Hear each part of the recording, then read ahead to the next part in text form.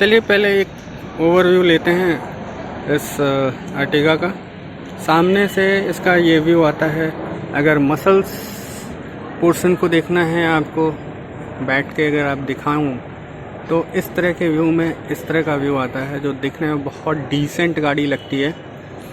अब चलते हैं, पूरी गाड़ी को देखते हैं। आराम से मैं दिखाने की कोशिश करूँगा कि कैसी लगती है साइड व्यू, दरवाजे में अंदर से व्यू।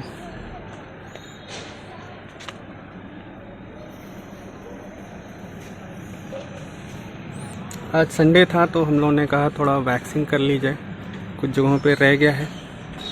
कल सेकंड सर्विसिंग हुई और इसके बाद हम लोग इसको लेके आए।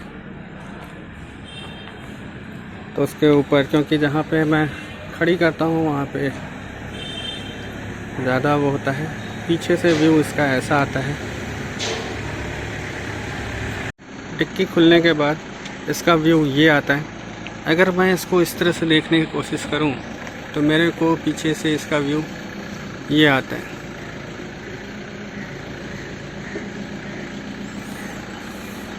पीछे से अगर मैं आगे जाऊँ तो इस MPV का लुक ये होता है। अब जो रही बात डिक्की की, डिक्की आप दिखाओ ज़रा। सिलेंडर,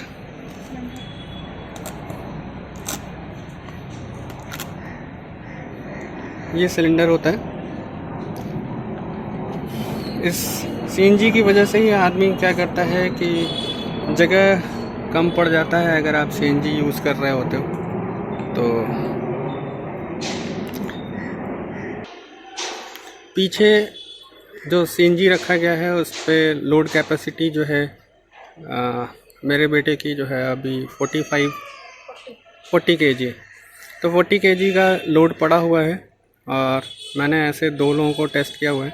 ये इनफ स्पेस होता है पीछे सामान रखने के लिए। ये मैं दिखाने की कोशिश कर रहा हूँ कि एक छोटा बच्चा आराम से लेट गया है। तो 209 लीटर जो आपको दिखता है वो एक्चुअल में ऐसा होता है। 2 बैग मैं लेके जा चुका हूँ इस पे। आगे भी था क्योंकि हम लोग 4 लोग सफ़र कर रहे थे। तो पीछे वाली सीट को तो हमने ऐसे कर लिया था। उठ जाओ बेटा।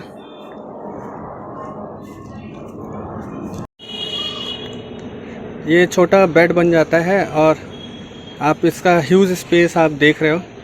आप चाहो तो जो CNG साइड है उधर सर रख सकते हो और उधर पैर रख सकते हो। तो एक बार ज़रा घूम के दिखा दो। अगर आपकी लंबाई ज़्यादा है तो आराम से आप इसको वो कर सकते हो। आपको बेड मिल रहा है तो इसलिए गाड़ी मत लीजिएगा क्योंकि ये बेड मिल रहा है। अगर आप लंबा सफ़र करना चाहते हो और केवल एक बंदे को लेटने देने चाहते हो तो एक साइड वाला फोल्ड कर सकते हो। उठना बेटा।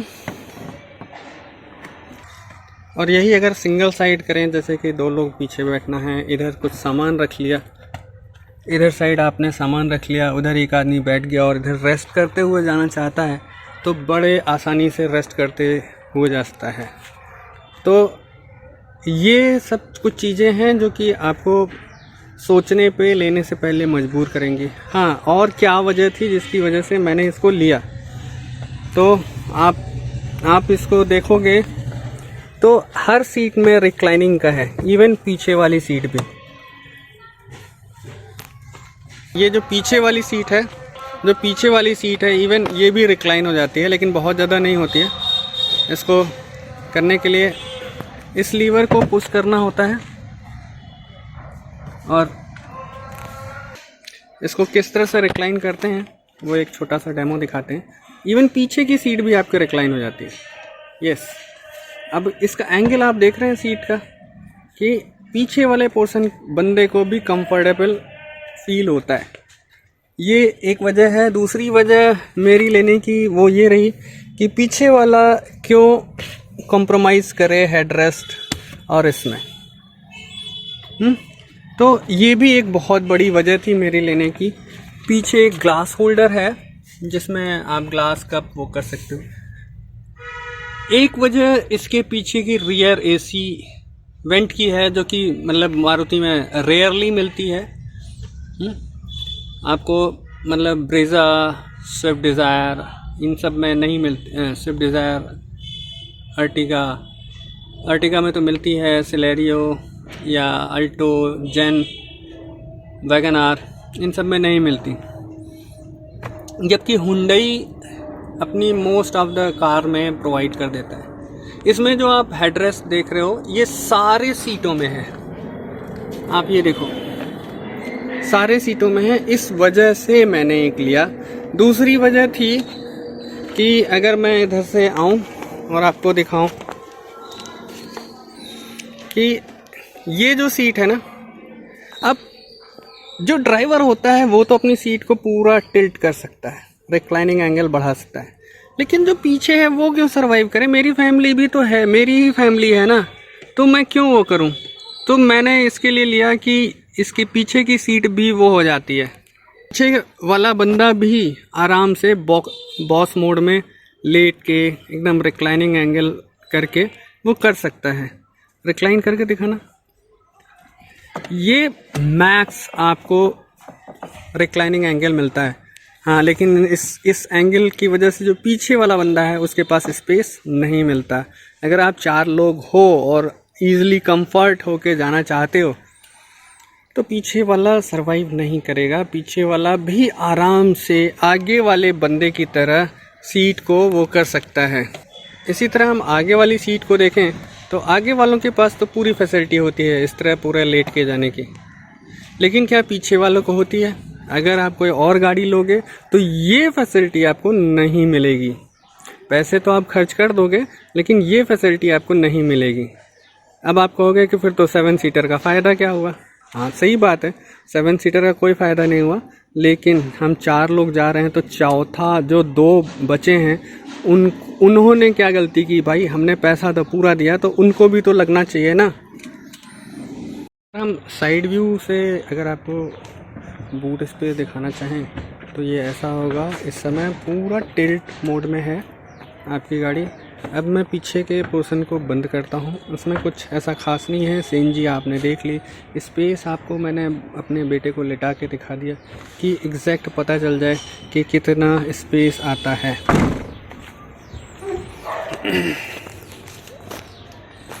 अभी पूरा टिल्ट नहीं है, आप नॉर्मल मोड में है। अगर आप इसको टिल्ट करोगे तो सॉरी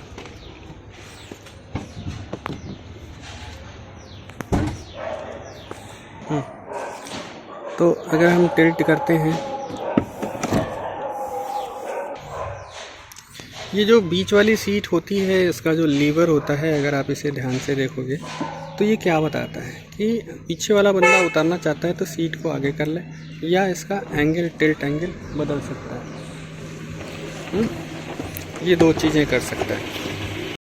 अगर पीछे जाना हो तो सबसे बड़ी प्रॉब्लम क्या है जो नहीं पता होता वो हम बता दे रहे हैं कि सीट को पहले आगे करते हैं, फोल्ड करते हैं एंड देन आगे करते हैं, ठीक है। अब यहाँ से बहुत इनफ स्पेस तो नहीं मिलता, ईमानदारी से बात करें, क्योंकि आगे वाली सीट ज़्यादा पीछे है और हम इसमें पीछे अपने बेटे को बैठा रहे हैं जो 5 फीट 4 इंच का है।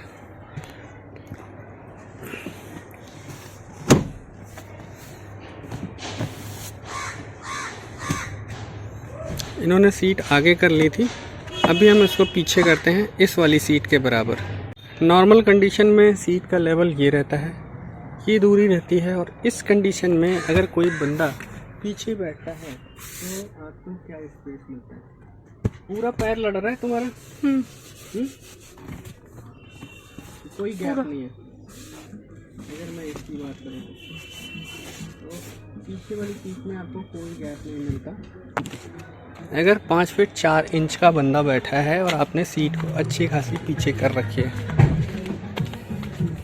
अब मैं सीट को, क्योंकि आगे वाली सीट कुछ ज़्यादा ही आगे है पीछे, तो ड्राइवर के लेवल पे ले आते हैं।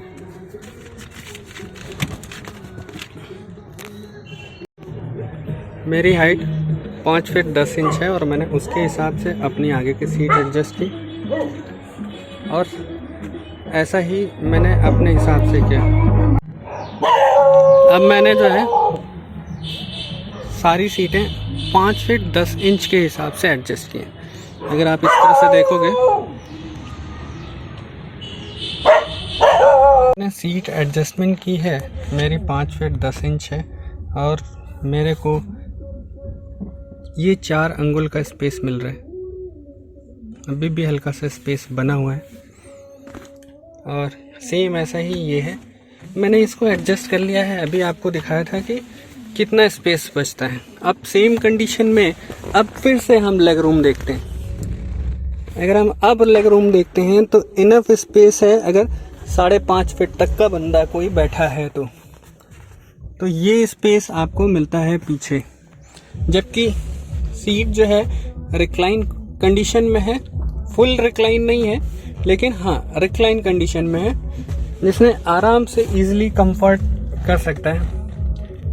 एक तो ये वजह थी, दूसरा आपको मैंने बता दिया कि एसी वेंट। अब यहाँ पे एक्चुअली ये चारों जो हैं आप अपने हिसाब से एडजस्ट कर सकते हो। ये ब्लोअर ही हैं, मतलब ठंडी हवा फेंकेंगे, एसी वेंट कह लीजिए। यहाँ से फैन ऑफ, पहली speed, second and third top mode. तो अब आप इसको इस तरह से एडजस्ट भी कर सकते हो, कितना और कहाँ फेंकना है हवा। तो ये है। दूसरा, ये ग्रैब हैंडल मिलता है आपको, पीछे फिक्स वाला मिलता है, चारों कॉर्नर पे मतलब वो मिलता है। पीछे वाले के लिए एक लाइट मिलती है, होता तो ये हैलोजन बल्ब है, लेकिन कम से कम एटलीस्ट पीछे वालों के लिए भी सुविधा मिलती है। मतलब जो सुविधा आगे वालों को है वो लमसम पीछे वालों को भी है। जैसे यहाँ पे एक चार्जर दिया हुआ है कि पीछे वाला बंदा अपना चार्ज कर सकता है। और क्या चीज़ किस वजह से, कि सारे पावर विंडो हैं, मैंने इस वजह से लिए थे। 4 स्पीकर कंपनी की तरफ से मिलता ही मिलता है, बाय डिफ़ॉल्ट है सीएनजी में। आगे का लुक आपको ऐसा मिलता है और ऑटोमेटिक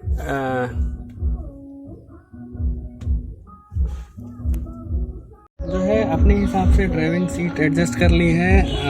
एनफ स्पेस है। इसके साथ साथ आपको जो मिलता है वो टिल्ट स्टीयरिंग मिलता है कि आप अपना छोटे हो या वो हो तो आप अपने हिसाब से कर लो। इसमें डी कट स्टीयरिंग मिलता है, फ्लैट होता है नीचे से, तो राउंड की वजह से आपको पैर में लगने का नहीं रहता। मैं थोड़ा सा 5-10 के करीब हूँ तो यहाँ रख के लॉक कर देता हूँ। यहाँ से होता है ये जो आपको दिख रहा है, ये है। इस लीवर को दबा छोड़ दीजिए, नीचे ले आइए और फिर इस लीवर को लॉक कर दीजिए। ठीक है, अब इसी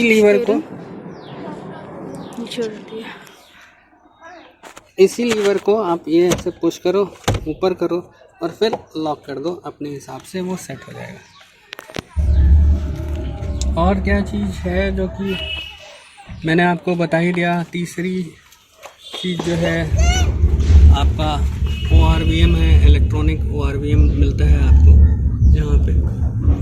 ये तो आपका लॉक है, अनलॉक है, ये ऑन ऑफ है, मतलब खोलना बंद करना। हाँ, एक चीज़ याद रखिएगा, इसमें वो फीचर नहीं मिलता कि यहाँ पे इलेक्ट्रॉनिक ORVM है जो ऑटोमेटिक नहीं है कि मतलब आपने चाबी स्टार्ट किया, बंद है तो आपका ये खुल जाएगा। नहीं, ऐसा कुछ भी नहीं है। ये जब बटन दबाओगे ये तभी खुलता है।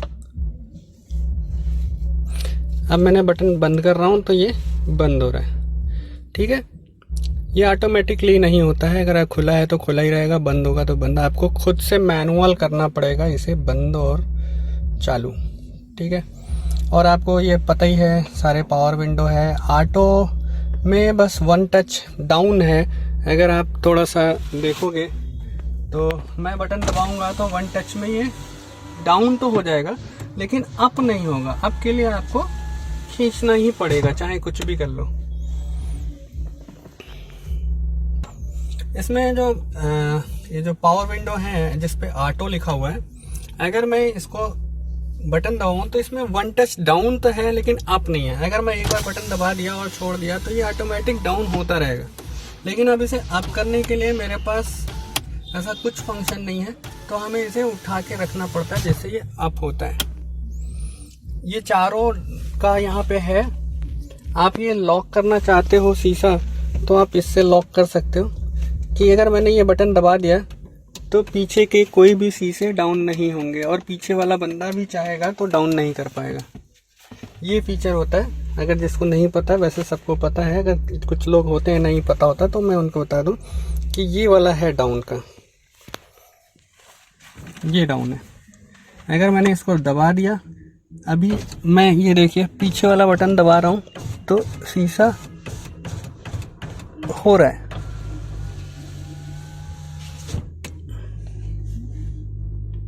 सेम यही चीज़ मैंने पावर और शीशा डाउन का बंद कर दिया है। तो अब मैं यहाँ से बटन दबा रहा हूँ तो आपको कोई आवाज़ नहीं आ रही। क्लिक क्लिक की तो आ रही होगी लेकिन डाउन नहीं हो रहा। हाँ, केवल एक साइड वाला डाउन होगा, वो है ड्राइवर साइड, क्योंकि ड्राइवर साइड ही कंट्रोल है तो वो वही डाउन कर सकता है अपना शीशा, और कोई शीशा डाउन नहीं होगा। इसको हम बंद कर देते हैं। इसमें automatic lock and unlock feature है कि जो हो जाता है 20 की रफ्तार पे, हर गाड़ी पे होता है, वो सिक्योरिटी फीचर होता है। लेकिन इसमें क्या है कि आप 20 पे नहीं पहुंचे और शुरू में ही लॉक करना चाहते हो तो आप ये बटन दबा दो, गाड़ी लॉक हो जाएगी। आप इधर ध्यान दीजिएगा, ये अपने आप लॉक होगा। मेरी गाड़ी खड़ी है, खुल गया है और ये बंद हो गया। तो ये फीचर है। आप यहाँ पे स्टीयरिंग में जो देखोगे, जो कंपनी फिटेड आएगा, उसमें क्या होगा कि ये कॉल कनेक्ट का है, ये डिस्कनेक्ट का है, ये कॉल कनेक्ट है, ये डिस्कनेक्ट है, ये ब्लूटूथ सेटअप के लिए। लेकिन मैंने एंड्रॉयड लगवा लिया है तो ये काम कुछ नहीं आता, वो सीधा हम एंड्रॉयड से ही करते हैं। तीसरी चीज़ जो सीएनजी में मेरे को चाहिए थी वो स्टीयरिंग माउंटेड कंट्रोल चाहिए था। तो इस वजह से भी आदमी इसको प्रेफर करता है। इसको प्रेफर करने का मेरा रीज़न यही था कि हमें steering mounted control company fitted चाहिए था, बाहर से नहीं चाहिए था। एक और चीज़ जो यहाँ एसी वेंट मिलता है, कूल ग्लब बॉक्स जो नहीं है लेकिन कूल बोतल कूलर है, तो ये होता है यहाँ पे। इसकी वजह से भी मैंने लिया था। इसका एसी का थ्रो बहुत अच्छा है। ये भी मैंने बैठ के चला के देखा था तो मेरे को अच्छा लगा था। जो लोग कहते हैं कि नहीं एसी का थ्रो बहुत अच्छा नहीं है, ये आपका मीटर कंसोल है। और अभी गाड़ी खड़ी है, सीएनजी ख़त्म होने वाली है, पेट्रोल तो मेरे यहाँ फुल रहता है हमेशा। तो इस पे है टॉप स्पीड की बात करें तो एक बार इत्तफाकन मेरे को चलाने का मौका मिला कुछ सेकंड्स के लिए, चेक करने के लिए कि क्या टॉप स्पीड जाती है, तो 165 तक मैं ले जा पाया था। इससे ऊपर नहीं ले जा पाया। मेरे को थोड़ा सा अनईजी फील होने लगा था तो मैंने डाउन कर दिया था। फ्यूल के लिए जो आपका सीएनजी में होता है वो यहाँ होता है। आप चाहो तो इसे थोड़ी देर प्रेस करके पेट्रोल में स्विच कर सकते हो और पेट्रोल से सीएनजी में आ सकते हो। अगर आपके पास दोनों भरा हुआ है तो आप किसी भी मोड में चल सकते हो, यहाँ से आप डिसाइड कर सकते हो। ये बाहर से लगा हुआ हेलोजन का स्विच है। ये मेन हेडलाइट होती है, उसका लेवलर है 0 1 2 3। जब आप हाईवे पे रहते हो और बीम को ऊपर नीचे करना होता है तो एडजस्ट करने के लिए कि अगर इसकी बीम नीचे जा रही है तो थोड़ा ऊपर कर लें, उसके लिए होता है। ये आपके ट्रिप मीटर्स हैं जो ये बताते हैं कि कौन कौन सा ट्रिप है। जैसे ये मेरा ओवरऑल है, कल ही मेरी सर्विसिंग हुई है सेकंड, एंड देन मैं शूट कर रहा हूँ तो गाड़ी थोड़ी नीट एंड क्लीन थी। ये है trip B, trip A, and ये है ट्रिप बी जिस पे मैं सीएनजी नापता हूँ। तो अभी जो है लास्ट डंडी है सीएनजी पे दिखा रहा है और 154 हो गया है, तो नियर अबाउट 20-30 किलोमीटर चली जाएगी। तो 180 के करीब मतलब एक बार में चली जाएगी। विदाउट एसी विंटर की मैं बात कर रहा हूँ। ये जो है ना वेंट, केवल ये दिखावा है, इसके चक्कर में मत रहिएगा। जो पीछे साइड जो कस्टमर के लिए, मतलब पीछे साइड के पैसेंजर के लिए जो होता है उसके लिए। हाँ, एक चीज़ मैं बताना भूल गया था, ये सीट में ना हैंड रेस्ट भी है, तो ये भी एक मेरे को फीचर चाहिए था कि पीछे वाला बंदा हैंड रेस्ट हो उसके पास, तो वो बैठे तो ये पीछे हैंड रेस्ट हो। तो ये भी एक फीचर था जो मेरे को चाहिए था, जो अर्टिगा में ही अवेलेबल था। तो इस वजह से भी अर्टिगा मैंने ली। ये पीछे से, आगे से एकदम पीछे का व्यू, हैंड रेस्ट खोल के ऐसा ही दिखती है। जो सीट कवर है वो कंपनी फिटेड है, सीएनजी है। जो मैं लाइट की बात कर रहा था पीछे वाली, वो ये रही। ये एसी वेंट है। इधर साइड से कोई मतलब नहीं है, केवल दिखावा है और कुछ भी नहीं है। इधर ग्रैब हैंडल बता ही दिया। आपकी जो लाइटिंग है वो हैलोजन है, और इधर साइड जो है आपका टिकट होल्डर है, सबका प्यारा दुलारा टिकट होल्डर। सनलाइट के लिए है, अगर आप चाहो तो इसको, इधर से लाइट आ रही है तो आप इधर से भी कर सकते हो, और इधर से है तो ऐसे इसको लगा के बंद कर दिया। एक और रिक्वायरमेंट थी मेरे फैमिली मेम्बर्स की, वो ये था वैनिटी मिरर। तो ये भी इसमें मिलता है, ये इस वजह से मेरे को ये करना पड़ा था। और सेफ्टी और रिकॉर्डिंग के लिए मैंने डीडी पाइल लगा रखा है।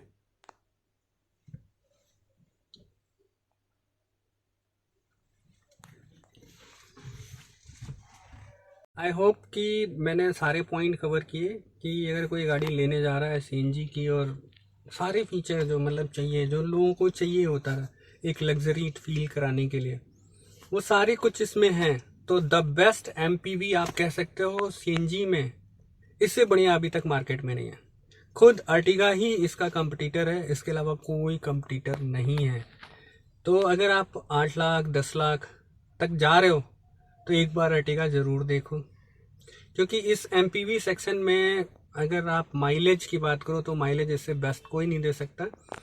हाँ, सेफ्टी की बात करोगे तो सेफ्टी में थोड़ा सा इशू आ सकता है, क्योंकि मारुति है तो वो, वैसे ग्लोबल टेस्ट में तो इसका 3 स्टार रेटिंग रहा है, तो ये भी कोई बहुत बड़ा इशू नहीं है।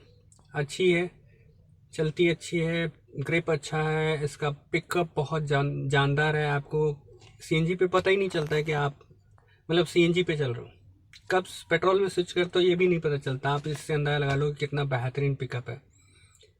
ओवरऑल मैंने पूरी कोशिश की है कि हो गया, जो भी कवर कर सकता था, जो मेरे को याद रहा है वो मैंने बता दिया। क्यों लें क्यों ना लें वो आप डिसाइड करोगे, लेकिन मैंने क्यों लिया वो मैंने आपको बताया कि ये चीज़ें मैंने देखी थी जिसकी वजह से मैंने ये गाड़ी खरीदी। अब अगर आपको कुछ नया चीज़ पूछना है या कोई क्वेरी आ जाती है जिसको या मैंने कवर नहीं किया, तो आप कुछ भी ब्लॉग पे कमेंट करके मेरे से पूछ सकते हैं। मैं कोशिश करूँगा जल्द से जल्द आप लोगों को रिप्लाई करूँ। और जो मैं ये रिव्यू बना रहा हूँ ना, तो वो अपना खुद का ओनर रिव्यू है।